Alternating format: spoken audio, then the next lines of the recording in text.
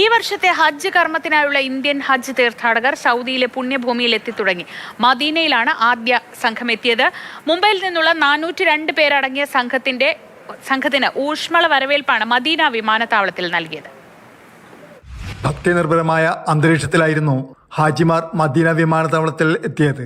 402 തീർത്ഥാടകരടങ്ങിയ മുംബൈയിൽ നിന്നുള്ള ആദ്യ ഹജ്ജ് സംഘത്തിന് Indian ambassador doctor Shuhail Ijaz Khan, ജിദ്ദയിലെ Indian consul general Fahad Ahmad Khan Suri എന്നിവരും ഹജ്ജ് മിഷൻ ഉദ്യോഗസ്ഥരും ചേർന്ന് ഊഷ്മള വരവേൽപ്പാണ് നൽകിയത്. മദീന അന്താരാഷ്ട്ര വിമാനത്താവളത്തിൽ ഇന്ത്യൻ ഹാജിമാരെ സ്വീകരിക്കുവാൻ മലയാളി സന്നദ്ധ പ്രവർത്തകരും ഉണ്ടായിരുന്നു.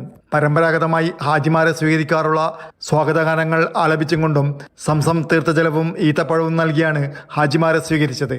ആദ്യ ദിവസമായ ഇന്ന് ഇന്ത്യയിൽ നിന്ന് 10 വിമാനങ്ങളിലായി മൊത്തം 3860 ഹജ്ജ് തീർത്ഥാടകരാണ് മദീനയിലെത്തുന്നത്.